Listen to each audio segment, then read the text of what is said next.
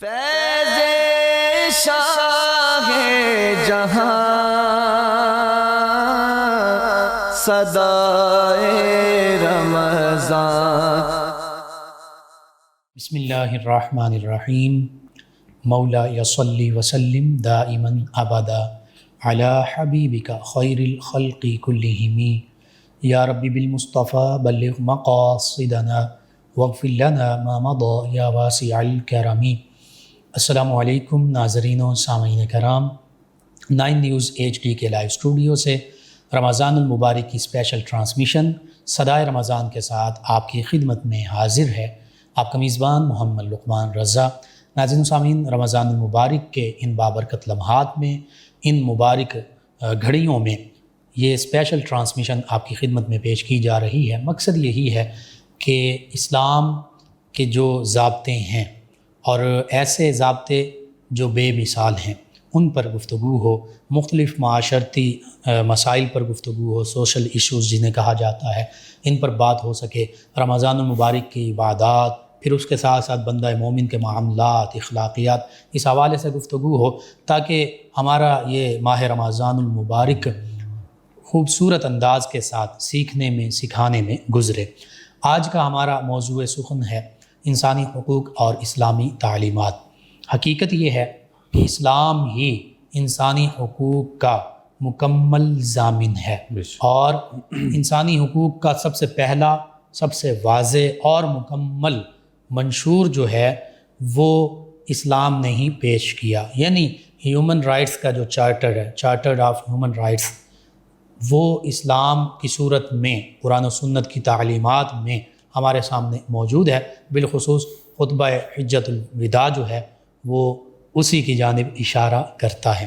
اسلام ایسا دین کامل ہے کہ اس میں ہر طبقے کے حقوق متعین کیے گئے، بالخصوص وہ طبقات جو پسے ہوئے تھے، جو کمزور حال تھے، مفلوک الحال تھے، جن میں غلام بھی شامل ہیں، جن میں خواتین بھی شامل ہیں، دیگر مجبور، بے بس، معذور لوگ کہ جن کو صرف اس وجہ سے کہ یہ کمزور ہیں ان کے حقوق نہیں دیے جاتے تھے، حتیٰ کہ ان لوگوں کو جانوروں سے بدتر تصور کیا جاتا تھا۔ اسلام کی روشنی آئی، آقا کریم صلی اللہ علیہ وآلہ وسلم تشریف لائے، اس کائنات ارضی پر بعثت ہوئی تو اس دنیا میں حقیقت میں روشنی ہی روشنی پھیل گئی۔ وہ روشنی نبی رحمت صلی اللہ علیہ وآلہ وسلم کے نور نبوت کی روشنی بھی ہے، وہ روشنی قرآن مجید فرقان حمید کے واضح پیغام کی روشنی بھی ہے، وہ آقا کریم صلی اللہ علیہ وآلہ وسلم کے فرامین کی روشنی بھی ہے، اور وہ اسلام کی تعلیمات کی روشنی بھی ہے۔ اسی حوالے سے تفصیل کے ساتھ گفتگو ہوگی۔ آج کے اس پروگرام میں ہمارے ساتھ شریک گفتگو ہوں گے ہمارے معزز مہمان، اسلامک اسکالر، درس و تدریس سے بھی منسلک جناب علامہ محمد حسن رضا رضوی صاحب۔ ان کے ساتھ آقا کریم صلی اللہ علیہ وآلہ وسلم کی بارگاہ ناز میں گلہائے عقیدت پیش کرنے کے لیے ہمارے مہمان ثنا خان جناب محمد بلال اشرف نقشبندی صاحب، آپ بھی موجود۔ میں آپ دونوں معزز مہمانوں کو خوش آمدید کہتا ہوں۔ سب سے پہلے علامہ محمد حسن رضوی صاحب، رمضان المبارک کے ان بابرکت لمحات میں ہم نے اس موضوع کو منتخب کیا، اور حقیقت یہ ہے کہ اس کی بہت زیادہ اہمیت ہے۔ بالکل ہمارے سننے والوں میں، دیکھنے والوں میں عام لوگ بھی ہوتے ہیں، اگرچہ علماء فقہا بھی ہیں، تو عام فہم انداز کے ساتھ انسانی حقوق کیا ہے، انسانی حقوق کا تصور کیا ہے، اور پھر بالخصوص اس کے مصداق کون کون ہیں، اس حوالے سے آپ کلام فرمائیے گا۔ بسم اللہ الرحمن الرحیم، نحمدہ ونصلی ونسلم علی رسولہ الکریم، اما بعد، فاعوذ باللہ من الشیطان الرجیم، بسم اللہ الرحمن الرحیم۔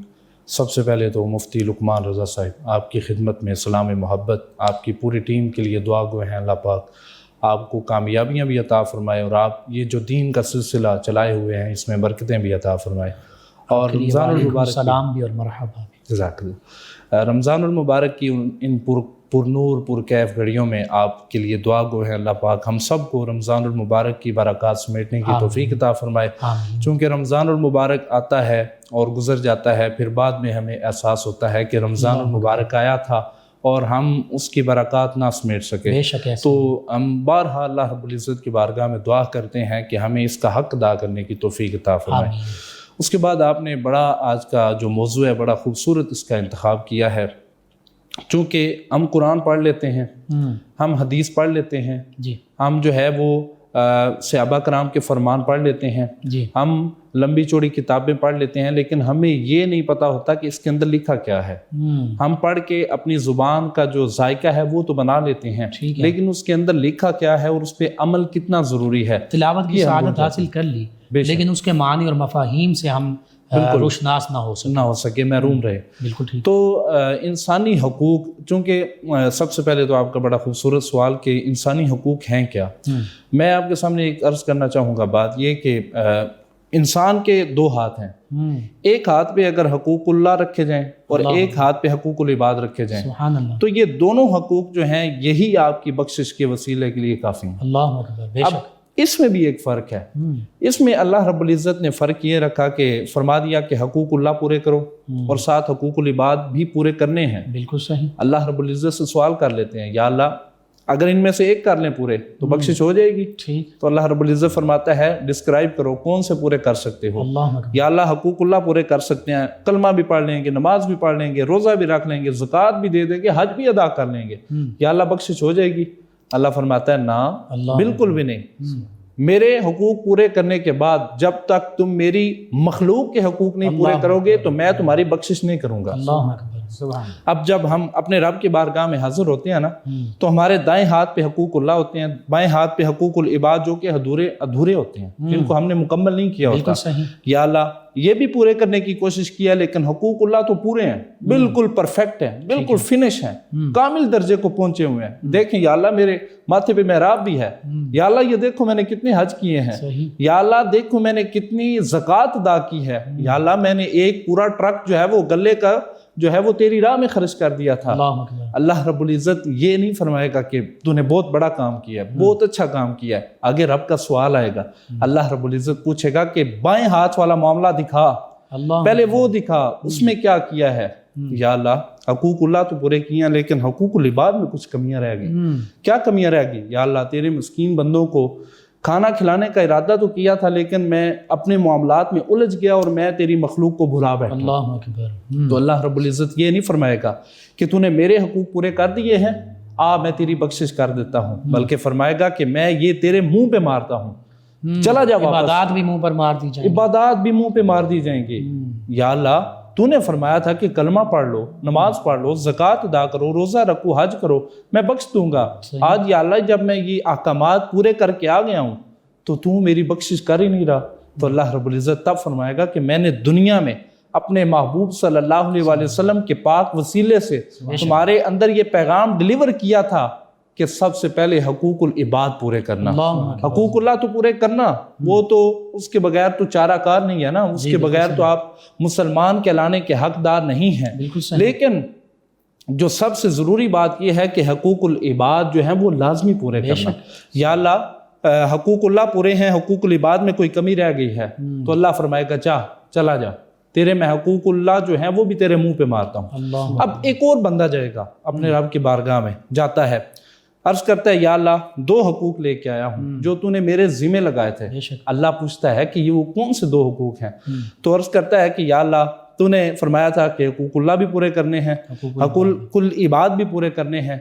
تو اللہ پوچھے گا کیا پھر کیا ہے؟ عرض کرے گا یا اللہ حقوق العباد بالکل پورے ہیں، یا اللہ تیرے مسکین بندوں کا خیال بھی رکھا، تیرے لاچار بندوں کا سہارا بھی بنا، تیری مخلوق کے اوپر میں نے دست شفقت بھی رکھا۔ سبحان اللہ۔ تو اللہ فرمائے گا تو دوسرے حقوق، یا اللہ نماز کم رہ گئی، یا اللہ روزوں میں کوئی کوتاہی ہو گئی، بحیثیت انسان کمی کوتاہی ہو، بحیثیت انسان غفلت ہو گئی، کمی کوتاہی ہو گئی، تو اللہ فرمائے گا جا میں اس حقوق العباد کی مکمل ہونے کے صدقے تیرے یہ گناہ بھی معاف کرتا ہوں۔ اللہ اکبر، سبحان میں تیرے یہ حقوق اللہ جتنے تو کر کے لے آیا نا، حقوق العباد مکمل ہونے کی وجہ سے اس خوشی میں تیری یہ عبادت قبول کرتا ہوں اور تجھے جنت کا پروانہ عطا کرتا ہوں۔ اور علامہ صاحب یہی حقوق العباد ہی تو حقوق انسانی، سبحان اللہ، اور پتہ چلا کہ اتنی زیادہ اہمیت ہے، اتنی زیادہ اہمیت ہے۔ آپ یہ حساب لگائیں کہ خطبہ حجۃ الوداع ہے نا، اس میں حضور نبی رحمت صلی اللہ علیہ وسلم آپ نے آخری خطبہ ارشاد فرمایا، اب ساری قوم، آپ کے سارے تمام، آپ کے تمام غلام، آپ کے تمام صحابہ کرام اور تمام لوگ سامنے بیٹھے ہیں۔ بالکل صحیح۔ تو حضور نبی رحمت صلی اللہ علیہ وسلم نے جو خطبہ ارشاد فرمایا نا، اس میں 95% جو خطبے کا کنٹینٹ تھا نا وہ حقوق العباد یعنی انسانی حقوق پہ مشتمل تھا. سبحان اللہ سبحان اللہ. 5% ایسا کنٹینٹ تھا جو صرف حقوق اللہ کے ساتھ تعلق رکھتا تھا. آج اگر آپ کا سیاسی جلسہ ہو، چونکہ آج کل سیاسی گہما گہمی بڑے عروج پہ ہے، تو جو بھی حکمران آتا ہے، وزیر آتا ہے، MNA آتا ہے، تو وہ جب جلسہ کرتے ہوئے اپنی قوم سے مخاطب ہوتا ہے نا، تو اس میں اس کا جو 95% کنٹینٹ ہوتا ہے نا وہ اپنی حکومت بچانے کا ہوتا ہے. ایسے ہی ہے. 5% ایسا ہوتا ہے کہ اس میں اسلام کا لبادہ اوڑھ کے مذہب کا کارڈ استعمال کر کے تو لوگوں کو ورگلایا جاتا ہے. لیکن حضور نبی رحمت صلی اللہ علیہ وسلم دعوے اور وعدے ہی ہوتے ہیں، صرف دعوے وعدے. تو حضور نبی رحمت صلی اللہ علیہ وسلم نے 95% حقوق انسانی حقوق کا کنٹینٹ فراہم کر کے یہ بتا دیا کہ جب رب کی بارگاہ میں حاضر ہونا ہے تو حقوق اللہ بعد میں پوچھے جائیں گے، حقوق العباد یعنی انسانی حقوق پہلے پوچھے جائیں گے. اللہ اکبر اللہ اکبر. تو یہ انسانی حقوق کی اہمیت ہے. اب آپ نے فرمایا کہ اس کی مصداق کون لوگ ہیں. اب اس میں بے شمار لوگ آتے ہیں، اس میں غریب بھی آتے ہیں، ٹھیک ہے، مسکین بھی آتے ہیں، یتیم بھی آتے ہیں، بیوائیں بھی آتی ہیں، اس میں جو ہے وہ ہمسائے بھی آتے ہیں، مسافر بھی آتے ہیں، استاد بھی آتا ہے، شاگرد بھی آتا ہے. یعنی استادوں کے حقوق، شاگردوں کے بحیثیت انسان غیر مسلم بھی اس میں شامل، غیر مسلم بھی اس میں آتے ہیں اگر وہ پڑوسی بھی ہے. حضور نبی رحمت صلی اللہ علیہ وسلم تشریف فرما تھے تو ایک یہودی عورت کا جنازہ گزر رہا تھا، تو میرے لجپال نبی صلی اللہ علیہ وسلم اس کی تعظیم میں کھڑے ہو گئے. کھڑے ہو کے آپ نے ہاتھ باندھ لیے، اور جب وہ جنازہ یا وہ اس کی میت گزر گئی نا تو حضور پھر تشریف فرما ہوئے. صحابہ کرام نے سوالیہ انداز سے پوچھا، یا رسول اللہ صلی اللہ علیہ وسلم آپ اس کی تعظیم میں کھڑے ہو گئے، وہ تو یہودی عورت تھی، ٹھیک ہے، اس نے تو اسلام نہیں لایا ہوا تھا، اس نے تو اسلام کا پرچم نہیں تھاما ہوا تھا، پھر بھی آپ اس کی تعظیم میں کھڑے ہو گئے. تو حضور نے فرمایا الیست بخلق، کیا وہ مخلوق نہیں ہے؟ کیا وہ الیست نفسا، کیا وہ نفس نہیں ہے؟ کیا وہ انسان نہیں ہے؟ اگرچہ یہودی ہے پھر بھی اس کی تعظیم کرنا اتنا ہی ضروری ہے، بحیثیت انسان. تو اللہ رب العزت جو ہے وہ اسی طرح اپنے محبوب صلی اللہ علیہ وسلم کے وسیلے سے ہمیں بار بار حکم ارشاد فرماتا ہے. کہیں فرماتا ہے کہ یتیموں کے حقوق ادا کرو، کہیں فرماتا ہے مسافروں کے حقوق ادا کرو، کہیں فرماتا ہے والدین کے حقوق ادا کرو. اب والدین کے بارے میں حضور نبی رحمت صلی اللہ علیہ وسلم کی بارگاہ میں سوال کیا گیا کہ یا رسول اللہ صلی اللہ علیہ وسلم ما حق الوالدین علی ولدہما، یا رسول اللہ اولاد پر والدین کے کیا حقوق ہیں؟ تو حضور نے یہ نہیں فرمایا کہ ان کو اچھا گھر بنا دینا، یا ان کی جو دولت ہے اس کے نشے میں مست ہو کے تو اپنی زندگی انجوائے کرنا، بلکہ فرمایا ہما جناتو کا او نارو کا، فرمایا وہی تیری جنت ہے اور وہی تیری دوزخ ہے. یا رسول اللہ اس کا کیا مطلب ہے؟ حضور نے فرمایا اگر تو ان کی تعظیم نہیں کرے گا، اگر ان کے ساتھ حسن سلوک نہیں کرے گا، اگر ان کی تعظیم نہیں کرے گا، ان کے حقوق ادا نہیں کرے گا اور ان کو راضی دنیا سے رخصت نہیں کرے گا، تو پھر میں تجھے جہنم کی طرف لے کے جاؤں گا. پھر اب یہاں مفتی صاحب قبلہ نہ نماز کا ذکر ہے، نہ روزے کا ذکر ہے، نہ لمبے چوڑے رکوع و سجود کا ذکر ہے، بلکہ فرمایا تیرا فیصلہ تیرے والدین کے حقوق کے ساتھ ہے. تو ان کی تعظیم کرے گا تو اللہ تجھے جنت عطا فرمائے گا، اگر ان کی تعظیم نہیں کرے گا ہما نارو کا، وہ تیرے لیے دوزخ ہے. اسی طرح یتیم کے بارے میں حضور نبی رحمت صلی اللہ علیہ وسلم نے فرمایا، آپ نے فرمایا جو یتیم کے سر پہ دست شفقت رکھتا ہے، اب آپ کے پاس پیسہ ہے نہیں ہے، توفیق ہے نہیں ہے، لیکن اس کے سر پہ بس پیار سے ہاتھ رکھ لو کہ یار میں تیرا سہارا ہوں، میں تیرا باپ بنتا ہوں، میں تیرے اوپر دست شفقت رکھتا ہوں، تیری ضروریات میں پوری کروں گا. صرف ہاتھ رکھے گا، اللہ کے محبوب نے فرمایا کہ تیرے ہاتھ کے نیچے اس یتیم کے سر کے جتنے بال آئیں گے اللہ تجھے اتنی نیکیاں عطا فرمائے. اور ایک مقام پہ فرمایا کہ اگر تو یتیم کا سہارا بنے گا تو جنت میں تو اور میں جب نفسا نفسی کا عالم ہوگا، مفتی صاحب جب پیاس کا عالم یہ ہوگا کہ نیچے والا ہونٹ پاؤں کو ٹچ کر رہا ہوگا، اوپر والا ہونٹ جو ہے وہ سر سے اوپر تجاوز کر رہا ہوگا اور پانی کے لیے ترس رہے ہوں گے، حضور نے فرمایا تب تو اور میں اس طرح ہوں گے جس طرح یہ دو انگلیاں اکٹھی ہیں. اور اسی طرح بیوہ کے بارے میں فرمایا کہ جو بیوہ کے سر پہ دست شفقت رکھتا ہے، اس کا سہارا بنتا ہے، اس کے خاوند کے فوت ہو جانے کے بعد اس کی مدد کرتا ہے، تو اللہ اسے مجاہدین کے برابر ثواب بھی عطا فرمائے گا اور اسی طرح قیامت والے دن نفسا نفسی کے دور میں عالم میں ان نفسا نفسی اور مشکل ترین گھڑیوں میں اللہ کے محبوب نے فرمایا میں تجھے اپنے دامن رحمت میں سمیٹ لوں گا. سبحان اللہ. اسی طرح اولاد کے بارے میں فرمایا اولاد کے بھی حقوق ہیں. اب انسانی حقوق میں اولاد بھی آتی ہے, تو اولاد کے حقوق میں حضور نے فرمایا کہ ان کی جلدی شادیاں کرو. بالکل صحیح. ان کی جو ضروریات ہیں وہ پوری کرو, کیونکہ ایک والدین جو اپنی اولاد کی ضروریات تہہ دل سے پوری کر سکتا ہے وہ کوئی اور نہیں کر سکتا. اور اسی طرح جو ہے وہ حضور نبی رحمت صلی اللہ علیہ وسلم نے پڑوسی کے بارے میں فرمایا. اب پڑوسی بھی انسانی حقوق میں آتے ہیں, انسان ہے, تو اس میں بھی قید نہیں لگائی کہ وہ پڑوسی مسلمان ہو, یہودی ہو, نصرانی ہو, کوئی بھی ہو, فرمایا پڑوسی ہو, اور 40 گھروں تک وہ پڑوسی تمہارا پڑوسی شمار ہوگا. اور فرمایا کہ جب تم گوشت پکاؤ نا تو اس میں پانی زیادہ رکھ لینا. یا رسول اللہ اس کا کیا مطلب ہے؟ اب ہماری کوشش ہوتی ہے کہ ہم سوڈ بنا کے کھائیں, اور اس کا مسالہ جو ہے وہ اچھی طرح اس کو بنا کے تو اس سے لذت حاصل کریں. لیکن اللہ کے محبوب نے کیا فرمایا؟ فرمایا کہ جب گوشت بناؤ تو اس کا شوربہ لمبا چوڑا رکھنا, تاکہ اپنے جو پڑوسی تمہارے غریب ہیں, مسکین ہیں, ان کو اس میں سے کچھ شوربہ ہی دے دینا تاکہ وہ گوشت کی لذت تو حاصل کر لیں. تو اسی طرح مسافروں کے بارے میں فرمایا مسافروں کے بھی تمہارے اوپر حقوق ہیں. یا رسول اللہ ان کے کیا حقوق ہیں؟ تو حضور نے فرمایا جب وہ گزر رہے ہوں اور ان کو رستہ نہ ملے تو تم ان کی رہنمائی کر دینا, تمہارا حق پورا ہو گیا. اگر وہ گزر رہے ہیں اور تم دیکھ رہے ہو کہ سامنے کوئی چیز پڑی ہے جو نقصان دہ ہے, تکلیف دہ ہے, اس کو ہٹا دینا, اس کی جو اس کا سفر ہے, اس کی منزل ہے وہ آسان بنا دینا.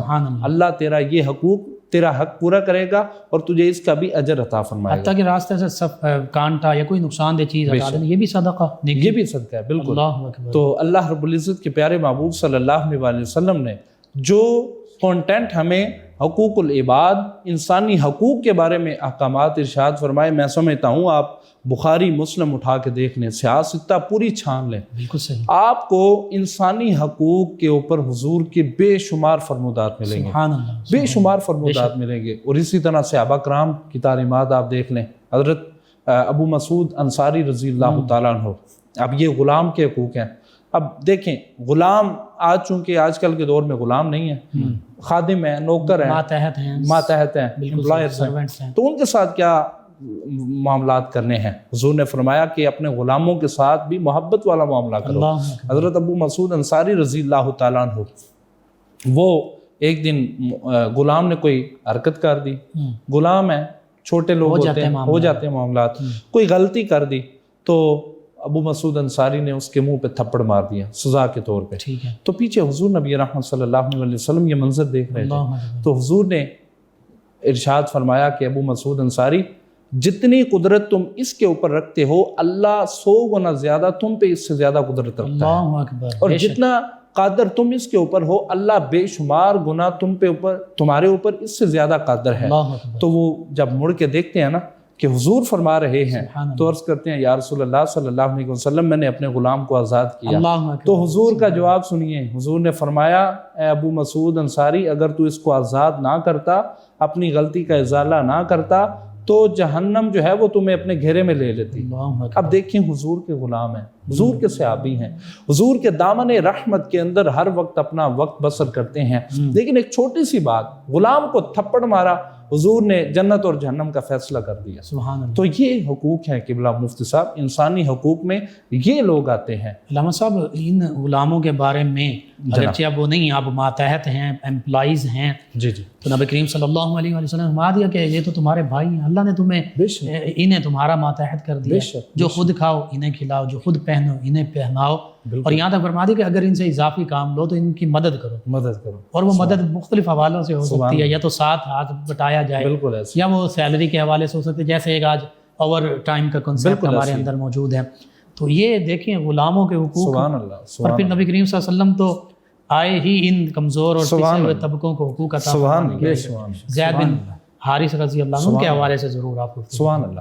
حضرت زید بن حارثہ رضی اللہ تعالیٰ عنہ حضور کے بڑے پیارے غلام ہیں, اور حضور نے ان کو اپنا منہ بولا بیٹا قرار دیا. زید بن محمد کہلائے جاتے ہیں, زید بن محمد کہلائے گئے. اور حساب لگا لیں کہ آج والدین ہمیں نظر آ جائیں تو ہم کسی کے غلام ہو نا، کسی کے پاس خادم ہو، کسی نے ہمیں اجرت پہ رکھا ہوا ہو، تو ہم کیا کرتے ہیں کہ ہم اپنی اولاد، اپنے جو والدین ہیں ان کے انتظار میں رہتے ہیں۔ بالکل اب زید بن حارثہ، ان کے جو والد اور چچا ہیں وہ ان کو ڈھونڈتے تلاش کرتے کرتے حضور تک پہنچ جاتے ہیں، پتہ چل جاتا ہے کہ یہ حضور کے پاس ہیں، بے شک، تو آ جاتے ہیں حضور سے اجازت طلب کرتے ہیں کہ ہم اپنے بیٹے کو لے جانا چاہتے ہیں۔ تو حضور صلی اللہ علیہ وسلم نے یہ نہیں فرمایا کہ میری خدمت اچھی کر رہا ہے، میرے کام آ رہا ہے، میرے معاملات چلا رہا ہے، میری ڈیوٹی نبھا رہا ہے۔ آج ہمارے پاس کوئی ہو نا خادم نوکر، تو ہم کہتے ہیں کہ یہ ہمارے پاس ہی رہے تو بہتر ہے، صحیح، اچھا نظام چل رہا ہے۔ لیکن حضور نے فرمایا کہ ٹھیک ہے لے جاؤ، لیکن میں ایسے نہیں جانے دوں گا۔ اس سے پوچھ لو وہ جانا چاہتا ہے یا نہیں جانا چاہتا۔ اللہ اکبر۔ تو انہوں نے ان کے چچا نے پوچھا، باپ نے پوچھا کہ اے زید تم جانا چاہتے ہو؟ اللہ اکبر۔ تو آگے یہ نہیں کہا کہ میں آزاد ہو گیا ہوں میں آپ کے ساتھ جاؤں گا، بلکہ فرمایا آج کے بعد میرے باپ محمد مصطفیٰ صلی اللہ علیہ وسلم، سبحان اللہ، اور مجھے انہوں نے اس طرح پالا ہے، اس طرح پالا ہے کہ اس طرح مجھے آپ نے بھی نہیں پالا، اللہ اور جانے سے انکار کر دیا۔ اللہ، پھر حضور صلی اللہ علیہ وسلم کا یہ محبت بھرا معاملہ اور یہ جملہ فرمایا کہ آج کے بعد یہ زید بن حارثہ نہیں ہے، زید بن محمد ہے، میں اس کو اپنا بیٹا ڈکلیئر کرتا سبحان ہوں۔ اللہ، اگرچہ وہ بعد میں قرآنی حکم کے مطابق، جی کیونکہ اس میں بھی شرعی معاملات، جی بے شک سنچوں کی شریعت بھی حضور صلی اللہ علیہ وسلم سے ہم نے سیکھنی ہے، سبحان اللہ، تو آپ نے تمام پہلو کے اوپر غور فرماتے ہوئے، تمام معاملات کا جائزہ لیتے ہوئے شریعت کے مطابق جو ہیں وہ فیصلے فرمایا سبحان کرتے اللہ، سبحان اللہ۔ جی علامہ صاحب، بہت خوبصورت گفتگو۔ ناظرین و سامعین، انسانی حقوق کا کینوس جو ہے بہت وسیع ہے۔ حقیقت یہ ہے کہ ان لوگوں کے جو حقوق کا ذکر ہوا، چاہے وہ غیر مسلم انسان ہیں، ہمارے پڑوسی ہیں، یا ہمارے محلے دار ہیں، ہمارے ملک میں رہتے ہیں، اسلام ان کی عزت، آبرو، جان مال کی حفاظت کی ذمہ داری لیتا ہے ان کے جزیے کے بدلے میں۔ اور پھر اس کے بعد دیگر ہمارے جو مسلمان رشتہ دار ہیں اور مسلمانوں کے جو حقوق ہیں، حقوق العباد کے حوالے سے ان کا ذکر قرآن مجید فرقان حمید میں جا بجا، پہلے سپارے سے ان کے حقوق کا ذکر شروع ہو جاتا ہے، پہلے سپارے کے نصف کے بعد ان کا ذکر ہوتا ہے۔ اس میں بھی سب سے پہلے والدین، پھر قرابت دار، پھر رشتہ دار، قرابت دار جو ہیں، پڑوسی، سبھی جن کا علامہ صاحب نے ذکر کیا۔ حقیقت یہ ہے ان حقوق کو اگر ہم صحیح طریقے سے آج بھی ادا کرنا شروع کر دیں تو ہمارا معاشرہ جو ہے وہ جنت کا نمونہ بن سکتا ہے، ہمارا معاشرہ امن، فلاح اور سلامتی والا معاشرہ بن سکتا ہے۔ بے شک آج وجہ یہی ہے کہ ہم نے ان حقوق کی دھجیاں بکھیر دیں، چاہے وہ والدین کے حقوق ہوں، اولاد کے حقوق ہوں، پڑوسیوں کے حقوق ہوں، بیواؤں، یتیموں کے حقوق ہوں، تو اس وجہ سے ہمارا معاشرہ جو ہے وہ بے یقینی کا، بے چینی کا، بے اطمینانی کا، غیر یقینی کیفیت کا شکار ہے۔ قبلہ ایک اقوام متحدہ ہمارے اس دور میں ہے جی، جو انسانی حقوق کا راگ لاپتے ہیں اور کہتے ہیں کہ ہم انسانی حقوق کے دعوے دار بھی ہیں اور انسانی حقوق کو ان تک پہنچانے کے ہم جو ہے وہ دائی ہیں اور اس کا ہم بیڑا اٹھاتے ہیں، سو کارڈ۔ تو ان کو کشمیر کیوں نہیں نظر آتا؟ ان کو فلسطین کیوں نہیں نظر آتا؟ ان کو برما، سیریا اور جو ہے وہ ہندوستان کے مظلوم مسلمان کیوں نہیں نظر آتے جب ان کی گردنیں کاٹی جاتی ہیں، جب ان مسلمانوں کے جو جسم کے اعضاء ہیں وہ بکھیر دیے جاتے ہیں اور درندوں کی طرح ان کے ساتھ سلوک کیا جاتا ہے، یہ ان کو کیوں نہیں نظر آتے؟ بے شک۔ اور ایک اقوام متحدہ تب تھی جب حضور صلی اللہ علیہ وسلم کا دور تھا اور حضور صلی اللہ علیہ وسلم کے خلفاء موجود تھے، ایک اقوام متحدہ تب تھی۔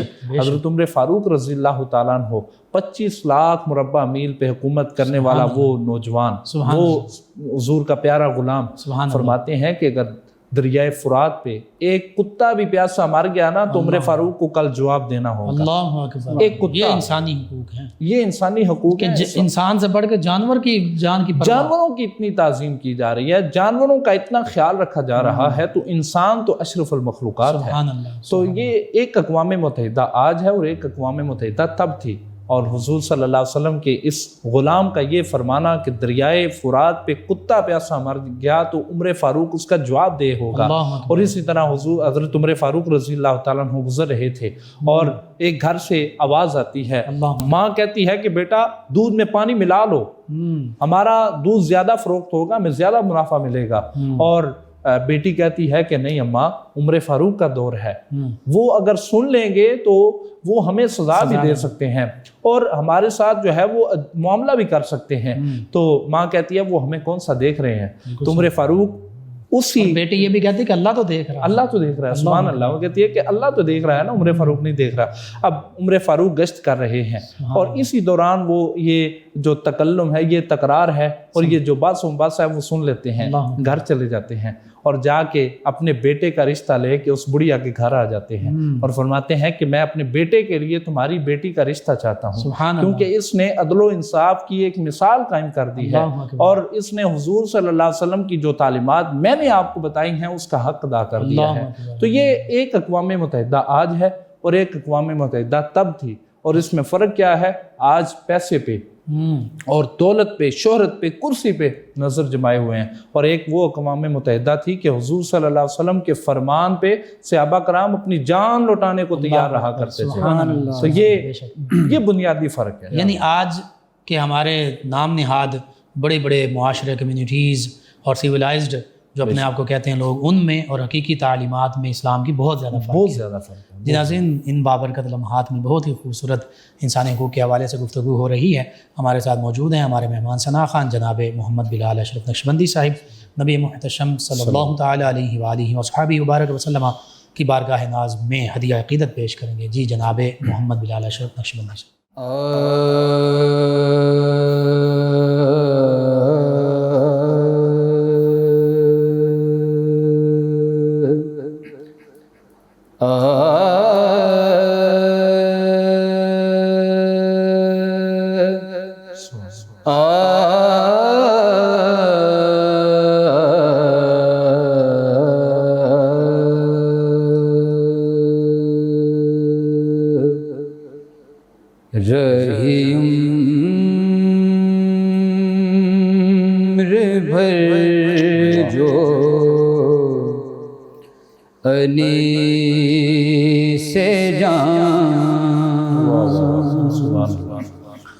رہی عمر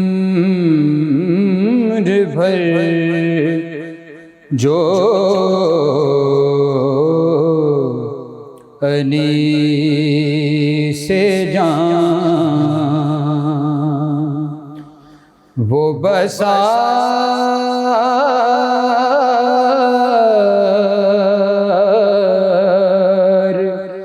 زو نبی رہی،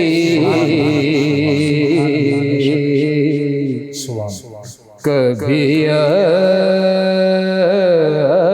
اشک بن کے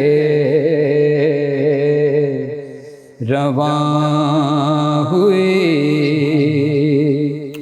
کبھی اشک بن کے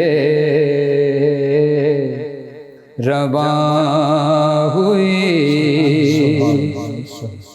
کبھی درد بن کے دبی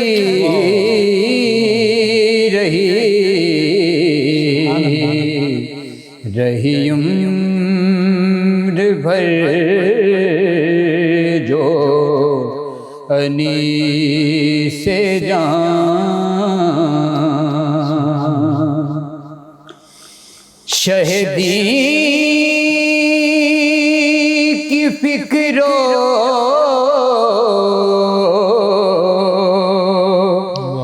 نگاہ سے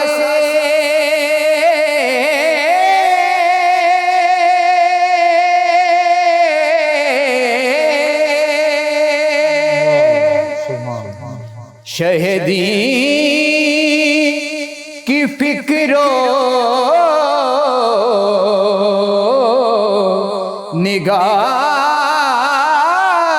سے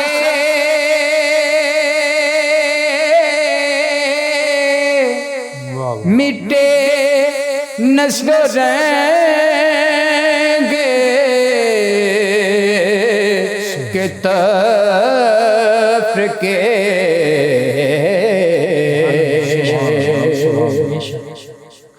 شہدی کی فکر و نگاہ سے مٹے رنگ و نسل کے تفرقے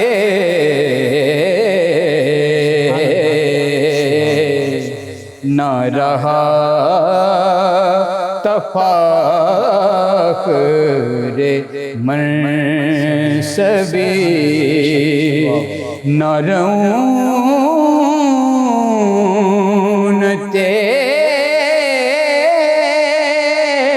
نسبی رہی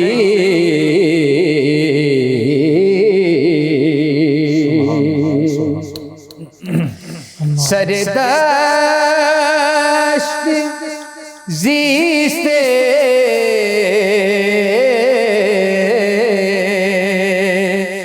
برس گیا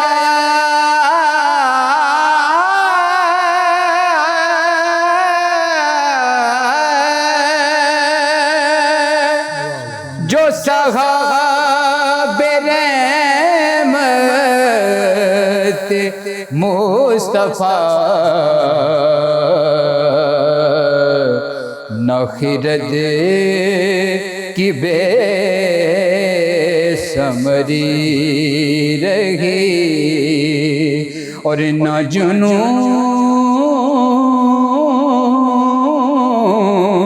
کی تیشنا لبی رہی عمر بھر جو انی سے جان شیر ہے تھی ہزار تیرگیے فتن نہ بھٹک سکا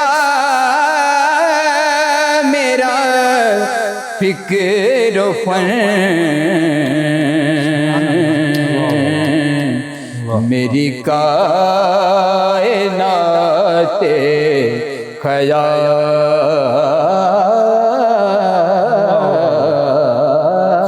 پر میری کائنات خیال پر میری کائنات خیال پر نظر شاہ کونین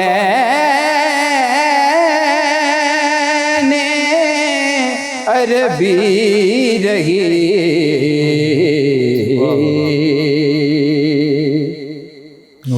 یہی روب و صفا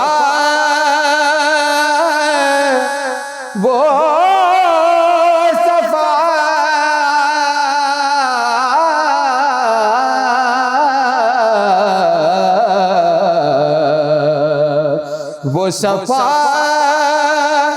کا مہر منیر ہے طلب اس کی نور ضمیر ہے یہی روزگار فقیر ہے یہی روزگار فقیر ہے یہی التجا شبیر ہی فرماتا ہے وہی ساتیں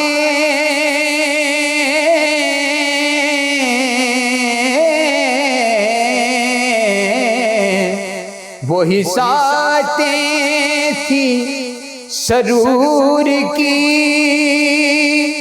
وہی دن تھے حاصل زندگی بحضور شافی امتان بحضور شافی امتان ہمتاں میری دنوں طلبی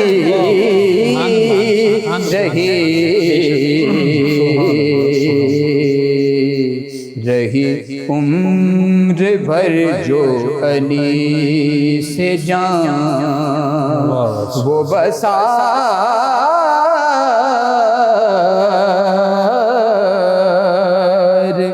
زوے نبی رہی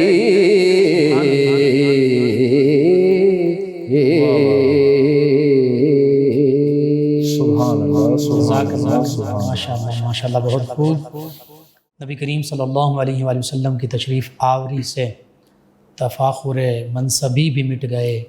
وہ جو ایک دوسرے پر صرف پانی کی وجہ سے جھگڑے ہوتے تھے، گھوڑے دوڑا دیے جاتے تھے اور نسبی تفاخر کیا جاتا تھا، اس کو اللہ اور اللہ کے پیارے حبیب صلی اللہ علیہ وآلہ وسلم نے ان اکرمکم عند اللہ اتقاکم کے فیصلے کے ساتھ بدل دیا کہ اب عزت اور عظمت کا معیار ظاہری طاقت، جاہ و حشمت نہیں ہے، بڑا قبیلہ نہیں ہے، بلکہ اب عزت کا معیار تقویٰ ہے. جو تقویٰ والا ہوگا وہ اکرم ہوگا، وہ سب سے زیادہ عزت شرف والا تکریم والا ہوگا. اور حقیقت یہ ہے کہ انسان کو اصل تکریم، عزت اور شرف وہ میرے آپ کے ہم سب کے آقا و مولا صلی اللہ علیہ وآلہ وسلم نے عطا فرمایا ہے. وہ حدیث قدسی کہ جس میں نبی کریم صلی اللہ علیہ وآلہ وسلم فرماتے ہیں کہ اللہ فرماتا ہے الخلق عیال اللہ، ساری کی ساری مخلوق اللہ کا کنبہ ہے. اگرچہ اللہ فرماتا لم یلد ولم یولد، وہ کسی سے پیدا نہیں ہوا، اس نے وہ کسی سے جنا نہیں کیا اور اس سے کسی نے جنم نہیں لیا، یعنی وہ نہ کسی کی اولاد ہے، وہ نہ کسی کا باپ ہے. لیکن یہاں اللہ فرما رہا ہے کہ ساری مخلوق میرا کنبہ ہے. اور وہ حدیث مبارکہ مد نظر رکھی جائے تو پھر انسانی حقوق کا تصور واضح ہوتا ہے کہ کل روز محشر اللہ رب العزت اپنے بندے سے پوچھے گا، جیسے علامہ صاحب فرما رہے تھے کہ نمازیں ہوں گی، روزے ہوں گے، حج زکوٰۃ یہ فرض ہیں، لازمی ہیں، اخلاص کے ساتھ اللہ کی رضا کے لیے کیے جائیں. لیکن یہ معاملات ہوں گے، حقوق اللہ ہوں گے، کسی کا حق چھینا ہوگا، کسی کی پراپرٹی چھینی ہوگی، کسی کا حق غصب کیا ہوگا، کسی کو برا بھلا کہا ہوگا، کسی کو گالی دی ہوگی. تو یہ معاملات اس شخص کے جس نے کسی کو گالی دی، کسی کو برا بھلا کہا، کسی کا حق چھینا، اس کی عبادات اس کے پلڑے میں ڈال دی جائیں گی. پھر بھی معاملہ پورا نہیں ہوگا. تو پھر اس شخص کے جس نے گالی دی تھی، ظلم کیا تھا، پراپرٹی کوئی حق غصب کیا تھا، اس کے گناہ، اس بندہ مومن کے گناہ جس کے ساتھ اس نے ظلم کیا، اس کے گناہ اس کے پلڑے میں ڈال دیے جائیں گے. یوں بدل ہوگا، یوں عدل و انصاف ہوگا. اور پھر وہ حدیث مبارکہ بھی کہ اللہ تعالیٰ اپنے بندے سے پوچھے گا، بندے میں بھوکا تھا، تو نے مجھے کھانا نہیں کھلایا، میں پیاسا تھا، تو نے مجھے پانی نہیں پلایا، میں بیمار تھا، تو نے میری تیمارداری نہیں کی. وہ بندہ بڑا حیران ہوگا، وہ کہے گا اللہ تو جسم سے پاک، تو کیسے بھوکا ہو سکتا ہے، تو کیسے پیاسا ہو سکتا ہے، تو کیسے بیمار ہو سکتا ہے. تو اللہ فرمائے گا میرا فلاں بندہ بھوکا تھا، میرا فلاں بندہ پیاسا تھا، اس بھوکے کو کھانا کھلاتا میری رضا پا لیتا، مجھے پا لیتا، اس پیاسے کو پانی پلاتا مجھے پا لیتا، اس بیمار کی تیمارداری کرتا میری رضا پا لیتا. تو پتہ چلا انسانی حقوق، ان کی اہمیت بہت زیادہ ہے. اگر ہم یہ انسانی حقوق پورے کرنے لگ پڑیں تو پھر ہم اللہ کی رضا پا لیتے ہیں. اور حقوق اللہ میں کمی کوتاہی ہم اللہ سے معافی مانگیں اور جو قضا ہے وہ پوری کر لیں تو وہ معاف ہو سکتا ہے. لیکن حقوق العباد جب تک ہم اس بندے سے معافی نہیں مانگیں کہ اللہ بھی معاف نہیں فرمائے گا. ناظرین سامعین، علامہ محمد حسن رضا رضوی صاحب ہمارے ساتھ موجود ہیں، اس موضوع پر سیر حاصل گفتگو فرما رہے ہیں. علامہ صاحب، آج کا ہمارا معاشرہ اور انسانی حقوق، ہمارے معاشرتی رویے کیا ہوتے جا رہے ہیں اور انسانی حقوق کا تقاضا کیا تھا، ہم کس ڈگر پر چل پڑیں گے، اس پر گفتگو. کیونکہ یہ بڑا موضوع ہے، ایک گہرائی والا.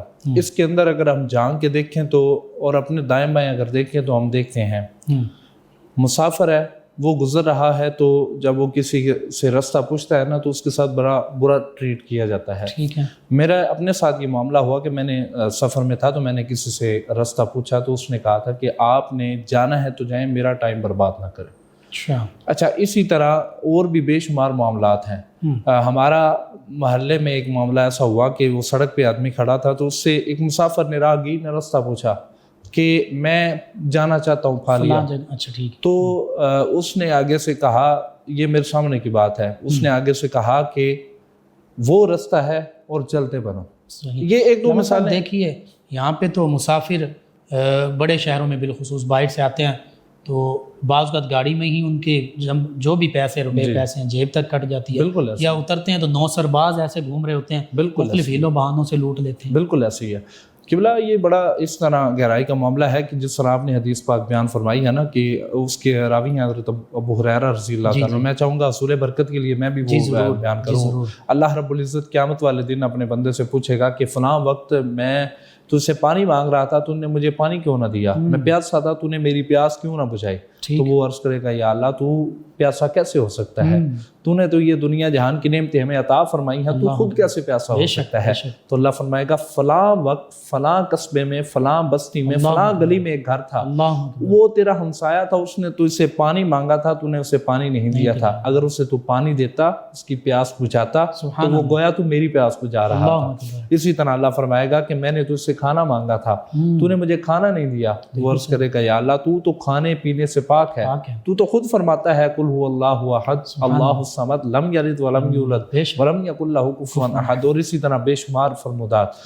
تو یہ حدیث پاک ہمیں, حدیث قدسی ہمیں بتاتی ہے کہ اللہ رب العزت جو ہے وہ مخلوق خدا کے اندر بستا ہے. اور جب مخلوق خدا میں سے کوئی بندہ ہمارے ساتھ رجوع کرتا ہے, ہم سے راستہ پوچھتا ہے, ہم سے مدد جو ہے وہ مانگتا ہے, ہم سے تعاون کی اپیل کرتا ہے, تو گویا ہمیں اس کا چہرہ نہیں دیکھنا چاہیے وہ کون ہے, کیسا ہے. ہمیں یہ دیکھنا چاہیے کہ اس کے اندر اللہ کی آواز ہے. اللہ رب العزت ہم سے یہ چیز مانگ رہا ہے. اور میں یہ استثناء یہاں بیان ضرور کرنا چاہوں گا کہ آج کل چونکہ لوگ بڑی بڑی کوٹھیوں کے مالک ہوتے ہیں, لیکن ان کو یہ چیز اتنی راس آ جاتی ہے کہ وہ بھکاریوں کا لبادہ اوڑھ کے تو یہ اشاروں پہ مانگتے ہوئے نظر آتے ہیں. تو ان کو اس نیت سے ضرور دے دینا چاہیے کہ ہو سکتا ہے یہ مستحق ہو. بالکل ٹھیک ہے. اور ہو سکتا ہے کہ اللہ رب العزت کی آواز اس کے بھی شامل حال ہو, تو کچھ نہ کچھ دے دینا یا کھانا کھلا دیں, کھانے کا وقت ہے. بالکل. اور حضور نبی رحمت صلی اللہ علیہ وسلم نے ارشاد فرمایا, حضرت ابو ہریرہ رضی اللہ تعالیٰ اس کے راوی ہیں, حضور نے فرمایا کہ ایک مسلمان کے دوسرے مسلمان پہ 6 حقوق ہیں. وہ یہ ہے کہ جب وہ تجھے سلام کرے تو اس کا جواب دے, جب وہ تجھ سے خیر خواہی یعنی کوئی اچھا مشورہ طلب کرے تو اسے اچھا مشورہ عطا کر, اور جب وہ تجھ سے کوئی راستہ پوچھے تو اس کا تعین جو ہے وہ اس کو کر کے دے. اور فرمایا کہ جب وہ تجھے کوئی دعوت دے نا گھر میں کھانے کے لیے پینے کے لیے, تو اس کی دعوت کو قبول کر. اور فرمایا کہ جب وہ بیمار ہو جائے تو اس کی عیادت کر. اور آخر پہ فرمایا کہ جب وہ فوت ہو جائے تو اس کی نماز جنازہ میں شرکت کر. ان احادیث سے ہمیں پتہ چلتا ہے کہ انسانی حقوق جو ہیں وہ اتنے ضروری ہیں کہ جن کے بغیر ہم اسلام کے تمام تقاضے پورے نہیں کر سکتے. ہم صرف عبادات کو سمجھ رہے ہوتے ہیں کہ یہی ہم سمجھتے ہیں کہ 5 وقت نماز پڑھ لی ہے, ہم نے رمضان کا مہینہ آ گیا, روزے رکھ لیے ہیں, حج کی توفیق ہے تو حج کر لی ہے, تو بس ہم دستبردار ہو گئے. جبکہ اللہ کے محبوب صلی اللہ علیہ وسلم نے, جیسا کہ میں نے آغاز میں عرض کیا کہ 95% کانٹینٹ جو تھا, مواد تھا, وہ حقوق العباد یعنی انسانی حقوق پہ مشتمل تھا. تو اس سے ہمیں پتہ چل جانا چاہیے کہ ہم عبادات کرتے ہیں اپنی بخشش کے لیے, اپنی مغفرت کے لیے, اپنے رب اور اس کے رسول کو راضی کرنے کے لیے. لیکن جو انسانی حقوق ہیں وہ ہمیں بجا لانے چاہیے اللہ کی رضا کے لیے اور اللہ کی رضا کی بارگاہ میں مقبول ہونے کے لیے. یہ سرٹیفکیٹ جو ہے بہت ضروری ہے. معاشرے میں ہمارا کردار کیا, وہ انسانی حقوق سے پتہ چلے گا. بے شک معاشرے میں ہمارا کردار, ہم غریبوں کو بلا بیٹھے, ہم مسکینوں کو بلا بیٹھے, ہم یتیموں کو بلا بیٹھے. آج جو ہے وہ ہم یتیم کا مال کھا رہے ہیں, بلکہ دھکے دیے جاتے ہیں. آج کسی یتیم کا کسی کا باپ فوت ہو گیا نا, تو اس کی چند دولت باقی رہ گئی, تو وہ ذمہ لگا دیتا ہے, جاتے ہوئے وصیت کر دیتا ہے بیماری کے عالم میں کہ یہ جب میرے بیٹے بڑے ہو جائیں نا تو ان کے اندر تقسیم کر دینا. تو پھر کیا ہوتا ہے, جب بیٹے بڑے ہوتے ہیں اور وہ دولت جو ہے اس کی ایک اہمیت ویلیو بنتی ہے, تو ہم اس پہ قبضہ کر لیتے ہیں، ہم سانپ بن کے اس کے اوپر بیٹھ جاتے ہیں، جبکہ اللہ کے پیارے محبوب صلی اللہ علیہ وسلم نے فرمایا کہ جو کسی یتیم کا مال ہڑپ کرے گا، جو کسی یتیم کا مال جو ہے اس پہ قبضہ کرے گا، کھا جائے گا، تو قیامت والے دن وہ جو زمین ہے یا وہ جو اس کا مال ہے، جو اس کا حق ہے، وہ ایک اژدہا بنا کے اس کے گلے میں لپیٹ دیا جائے گا۔ اچھا، ہم کیا کرتے ہیں؟ ہم یہ حدیث پڑھی، علماء سے سنی، اور ایک اتنا کہہ دیا کہ استغفر اللہ، اللہ تعالیٰ معاف فرمائے، اور عملاً ہم اس سے بچنے کی بالکل کوشش نہیں کرتے۔ اور ہمارا معاشرہ، اس کے اندر ایک یہ بھی خرابی پائی جا رہی ہے کہ ہمارے ہمسائے میں اگر ہمیں پتہ چل جائے نا قبلہ کہ فلاں میرا جو ہمسایہ ہے، پڑوسی ہے، وہ بیمار ہے جی، اور رات کا جو ہے وہ ٹائم ہے 12 بجے ہیں، تو ہم نے کہنا ہے کہ یار صبح دیکھی جائے گی، صبح ہوگی تو دیکھی جائے گی کیا بنتا ہے، جبکہ وہ تکلیف کے عالم میں، اور ہمیں پتہ بھی چل چکا ہے کہ وہ بیمار ہے، اور ہم اتنی زحمت نہیں کرتے کہ ہم اٹھ کے اپنی نیند خراب کر کے، قربان کر کے تو اس کی خبر گیری کریں، اور اگر اس کی خبر گیری کرتے ہوئے یا کرنے سے اس کی خبر گیری نہ کی اور وہ فوت ہو جائے، تو ہم صرف اتنا کہہ کے گھر آ جاتے ہیں کہ وہ بندہ بہت اچھا تھا۔ اگر اچھا تھا، اللہ کی مخلوق تھا، تو رات کو کم از کم جو ہے وہ اس کی عیادت کر لیتے، اس سے پوچھ لیتے کہ تمہیں کس چیز کی ضرورت ہے، ہم پہ بھی آ سکتا ہے، ہم پہ بھی آ سکتا ہے، مغفات عمل ہے۔ تو اسی طرح یہ جو ہمارے معاشرتی رویے ہیں، ہمیں اس پہ غور کرنا چاہیے، ہمیں جو ہے وہ اپنے دائیں بائیں مسکین، نادار اور غربا لوگوں کے ساتھ جو ہے وہ تعاون کرنا چاہیے، ان کی خبر گیری کرنی چاہیے۔ اللہ کے پیارے محبوب صلی اللہ علیہ وسلم نے جو ہے وہ یہ تعلیمات ہمیں دے کے بتا دیا کہ انسانی حقوق کا چارٹر بہت اہم ہے، اور اس سے دستبرداری کی کوشش کرو گے تو پھر جو ہے وہ تم اپنی آخرت تباہ کر لو گے۔ حضرت علی المرتضیٰ شیر خدا رضی اللہ تعالیٰ عنہ اور سیدۃ النساء فاطمہ الزہرا سلام اللہ علیہا، آپ کے صاحبزادے ہیں امام حسن و حسین رضی اللہ تعالیٰ عنہما، وہ بیمار ہو گئے، تو علی المرتضیٰ شیر خدا رضی اللہ تعالیٰ عنہ اور سیدہ فاطمہ الزہرا سلام اللہ علیہا، ان دونوں شخصیات نے نظر مانی کہ اگر ہمارے شہزادے اللہ شفا عطا فرمائے گا۔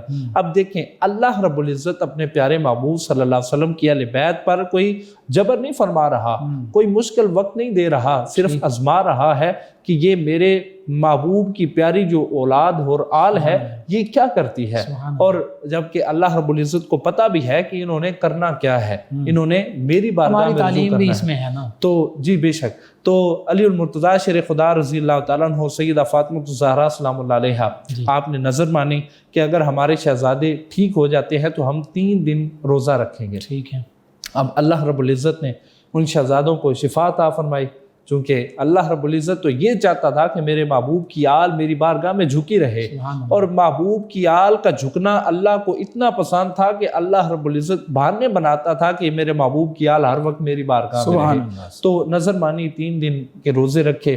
اب روزہ رکھا، شام کو افطاری کا وقت آتا ہے تو دروازے پہ دستک ہو جاتی ہے، پتہ چلتا ہے بھکاری ہے، بھکاری کہہ رہا ہے کہ 3 دن سے بھوکا ہوں، کچھ نہیں کھایا، تو میں اللہ کے رسول کی آل کی بارگاہ میں آیا ہوں اور میں مایوس نہیں لوٹوں گا۔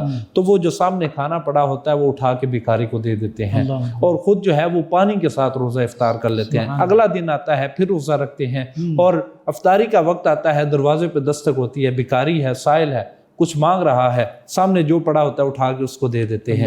تیسرا دن پھر اسی طرح افطاری کے وقت سائل آ جاتا ہے تو اٹھا کے اس کو دے دیتے ہیں، اور وہ خود جو ہے وہ پانی کے ساتھ روزہ افطار کرتے ہیں۔ پتہ چلا کہ اپنی بھوک، اپنی پیاس اور اپنی ترجیحات اور اپنی ضروریات پہ جو اللہ کی مخلوق کو ترجیح دیتا ہے، اللہ رب العزت پھر اس کا اتنا مرتبہ بلند کرتا ہے کہ آج فرعون کا نام مٹ گیا، آج ابلیس کا نام مٹ گیا، آج جو ہے وہ قارون کا کوئی نام لینے والا نہیں ہے، لیکن اللہ کے رسول صلی اللہ علیہ وسلم، اس کے تمام صحابہ کرام اور ان کے تمام آل اولاد کا ذکر ہمارے دلوں اور ایمان کا حصہ ہے۔ اور جب تک ہم اہل بیت اطہار کا ذکر نہیں کرتے، ہم سمجھتے ہیں کہ ہماری گفتگو مکمل نہیں ہوئی۔ تو یہ مرتبے تب ہی ملا کرتے ہیں جب آپ کسی مخلوق خدا پر رحم کرتے ہیں۔ اسی طرح حضرت رابعہ بصریہ رضی اللہ تعالیٰ عنہ، آپ جو ہے وہ آپ کے گھر مہمان آ جاتے ہیں، تو مہمان آتے ہیں تو کیا کرتی ہیں؟ پوچھتی ہیں خادمہ سے کیا ہے کھانے کے لیے، تو تو وہ عرض کرتی ہیں کہ حضور عالیہ صرف ایک روٹی ہے، تو رابعہ بصریہ نے یہ نہیں فرمایا کہ وہ روٹی مجھے دے دو یا وہ روٹی مہمانوں میں تقسیم کر دو، لیکن اللہ پہ توکل اتنا تھا، فرمایا کہ جاؤ راہ خدا میں وقف کر دو، فرمایا کہ اللہ کا کوئی بندہ جو ہے وہ بھوکا ہوگا، جاؤ یہ روٹی اس کو دے دو۔ اب خادمہ حیران ہوئی، حیرانی کے عالم میں، سوال تو بعد میں کرتی ہے، جا کے وہ روٹی راہ خدا میں وقف کر دیتی ہے۔ کچھ دیر کے بعد دستک ہوتی ہے اور دروازے پہ دستک دینے والا آتا ہے، بتاتا ہے کہ کھانا لے کے آیا ہوں۔ تو رابعہ بصریہ نے خادمہ کے ذریعے پوچھا کہ کیا لے کے آیا ہے، کتنی روٹیاں لے کے آیا ہے؟ تو کہنے لگا کہ 3 روٹیاں لے کے آیا ہوں۔ تو آپ نے قبول نہیں کیا، آپ نے فرمایا جاؤ یہ اللہ کے کسی اور بندے کی روٹیاں ہیں۔ یہاں یہ سبق اولیاء کی تعلیمات سے ہمیں یہ مل رہا ہے کہ وہ اپنی ذات سے زیادہ مخلوق کے خدا کا خیال کرتے تھے۔ اب تھوڑی دیر کے بعد پھر دستک ہوتی ہے، دستک دینے والا آتا ہے، بتاتا ہے کھانا لے کے آیا ہوں۔ تو خادمہ کے ذریعے پوچھا رابعہ بصری نے کہ کتنی روٹیاں ہیں؟ وہ عرض کرتا ہے کہ 5 روٹیاں ہیں۔ فرماتی ہیں کہ جاؤ لے جاؤ، یہ اللہ کے کسی اور بندے کی روٹیاں ہیں، ہماری نہیں ہیں۔ پھر 7 روٹیاں لے کے آتا ہے، قبول نہیں کرتے، فرماتی ہیں کہ یہ اللہ کے کسی اور بندے کی روٹیاں ہیں۔ پھر 10 روٹیاں آتی ہیں تو قبول کر لیتی ہیں، فرماتی ہیں یہ ہمارا کھانا ہے، مہمانوں کو پیش کیا جاتا ہے۔ مہمان کھانا کھانے کے بعد فارغ ہو چکنے کے بعد جب چلے جاتے ہیں تو خادمہ ہاتھ باندھ کے عرض کرتی ہے کہ حضور عالیہ سمجھ نہیں آئی، 1 روٹی تھی، بجائے اس کے کہ وہ آپ ہمیں تقسیم کر دیں مہمانوں میں، آپ نے وہ راہ خدا میں وقف کر دی، اس کا کیا ماجرا ہے؟ اور یہ بھی فرمائیں کہ آپ کو کیسے پتا تھا وہ 3 روٹیاں بھی ہماری نہیں ہیں، 5 بھی نہیں ہیں، 7 بھی نہیں ہیں، اور آپ کو کیسے پتا تھا کہ مخلوق خدا باہر بھوکی پھر رہی ہے؟ تو پھر آپ کو کیسے پتا تھا کہ 10 روٹیاں جو ہیں وہی ہماری ہیں؟ اب اس میں 2 چیزیں ہمیں 2 سبق ملتے ہیں۔ ایک تو یہ کہ اللہ کی راہ میں خرچ کرنے کا کیا فائدہ ملتا ہے، دوسرا یہ کہ اللہ کی مخلوق پہ خرچ کرنے کا، اس کی جو ہے وہ داد رسی کرنے کا کیا فائدہ ملتا ہے۔ تو آپ نے مسکرا کے جواب ارشاد فرمایا، آپ فرماتی ہیں کہ اللہ رب العزت کا وعدہ ہے کہ جو میری بارگاہ میں 1 گنا خرچ کرتا ہے میں اس کو دنیا میں 10 گنا عطا کرتا ہوں، اور اس کو 10 گنا لازمی عطا کرتا ہوں۔ لہٰذا جب 3 روٹیاں آئیں تو میرا ایمان تھا کہ یہ میری روٹیاں نہیں ہیں، کیونکہ مجھے اللہ نے 10 عطا فرمانی ہیں۔ 5 آئیں تو میرا ایمان تھا کہ یہ اللہ کے کسی غریب بندہ جو باہر پھر رہا ہے یہ اس کی روٹیاں ہیں۔ 7 بھی اسی طرح، اور فرمایا جب 10 آئیں تو میرا یہ ایمان پختہ ہو گیا کہ یہی میری روٹیاں ہیں، کیونکہ میرے رب کا وعدہ ہے جو دنیا میں 1 گنا خرچ کرتا ہے میں اس کو دنیا میں بھی 10 گنا عطا کرتا ہوں، آخرت میں بھی 70 گنا عطا کروں گا۔ تو یہاں یہ 2 سبق ہمیں ملتے ہیں، غرباء پہ خرچ کرنا، غرباء کی داد رسی کرنا، ان کے پیٹ کا خیال رکھنا، اور اللہ کی راہ میں خرچ کرنا۔ کوئی بندہ جو ہے وہ بھوکا نہیں رہتا، کیونکہ اللہ رب العزت نے یہ وسائل پیدا کیے ہیں۔ تو میں قبلہ مفتی صاحب آپ کے سوال کے ساتھ ایک اور چیز جو ہے وہ بطور پیغام یہ ضرور عرض کرنا چاہوں گا اپنے ناظرین کو کہ آپ جو ہے وہ عبادات ضرور کریں۔ رمضان المبارک کا مہینہ ہے، آپ ضرور عبادات کریں، مسجد میں جائیں، روزے رکھیں، تراویح پڑھیں، لیکن جب تراویح پڑھنے کے بعد فارغ ہو جائیں نا تو گھر بعد میں آئیں، پہلے جا کے جو ہے وہ مخلوق خدا کی داد رسی کریں۔ آپ اپنے دائیں بائیں تلاش کریں کہ آپ کے پڑوس میں کوئی بھوکا تو نہیں سو رہا، آپ تلاش کریں کہ آپ کے دائیں بائیں کوئی ایسا یتیم بچہ تو نہیں ہے جو کیا کر رہا ہے، وہ اپنے باپ کو یاد کرتے ہوئے دودھ کا گھونٹ جو ہے اس کے لیے ترس رہا ہے۔ اللہ کے پیارے محبوب صلی اللہ علیہ وسلم کا فرمانا کہ جو میرے غریب امتی کا خیال رکھے گا میں روزے قیامت حوضے کوثر پہ اس کا سہارا بنوں گا، اور اپنے ہاتھوں سے اس کو جو ہے وہ حوضے کوثر کا جام نصیب فرماؤں گا۔ تو یہ ہمارا رویہ ہے قبلہ مفتی صاحب، اور ایک حضور کی تعلیمات ہے۔ ہم نے تعین کرنا ہے کہ ہمارا جو رویہ ہے غرباء کے ساتھ، مساکین کے ساتھ، وہ کیا حضور کی تعلیمات کے ساتھ ہے یا اس کے برعکس ہے، تو اس پہ ہمیں غور کرنا چاہیے۔ بالکل صحیح، یہی آج کا پیغام بھی ہے۔ آخر میں مختصراً آپ دعا بھی فرما دیں بابرکت اللہ میں۔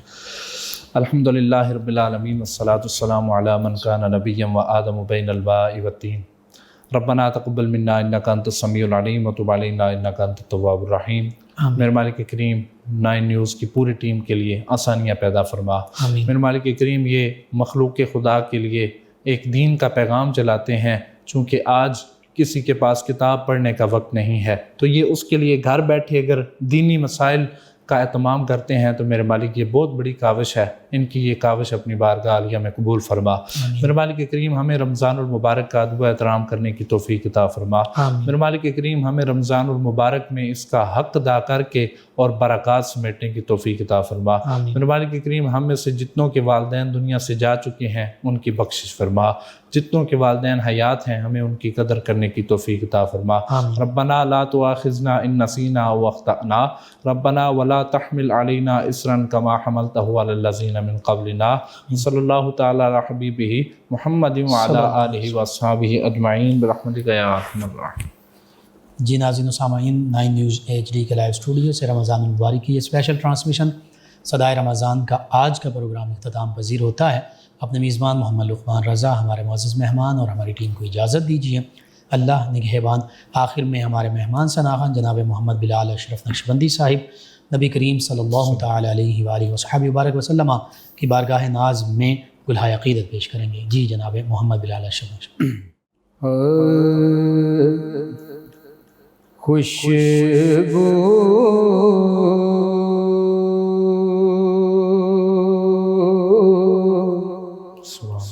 ہے دو عالم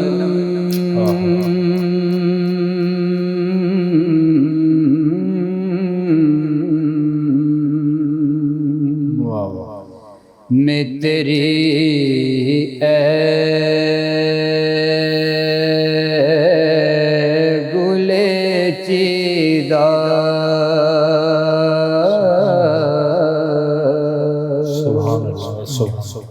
کس منہ سے بیان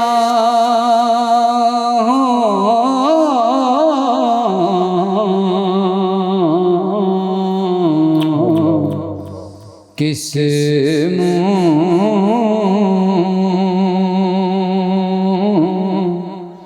سے بیان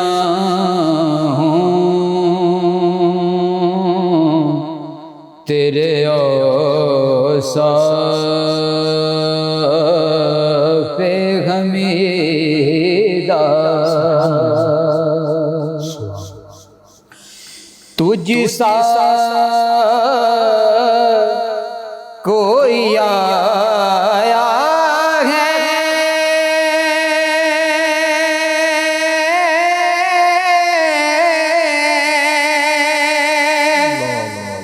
نیا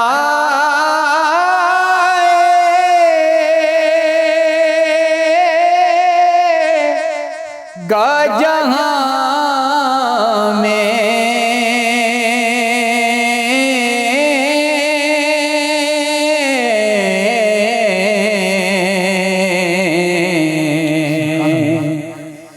تجھ سا کوئی آیا ہے نیا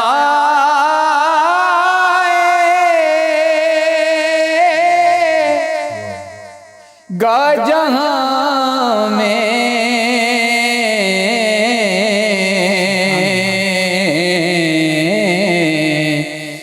دیتا ہے گواہی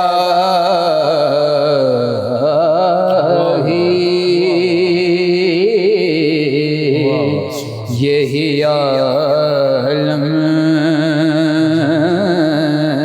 کا جریدہ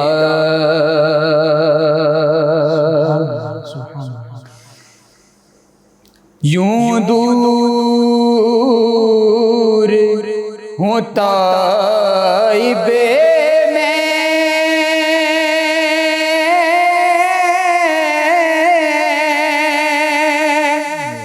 حریم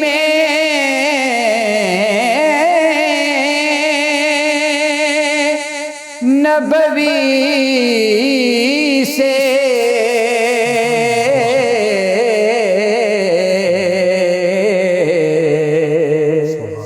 یوں دور ہوں طائب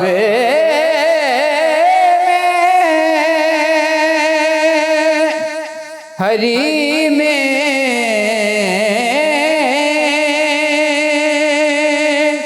نبوی سے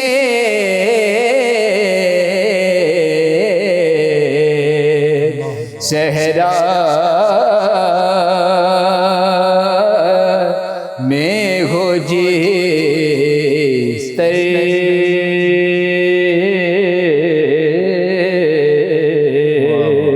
ہے کوئی شاخ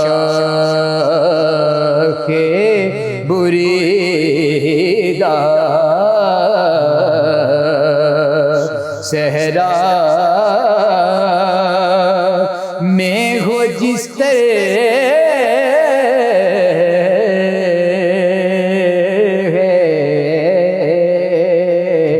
کوئی شاخ بریدہ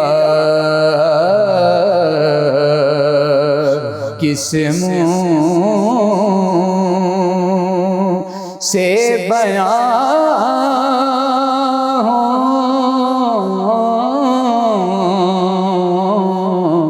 کس منہ سے بیان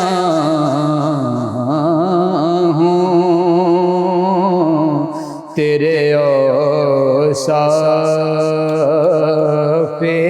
حمیدہ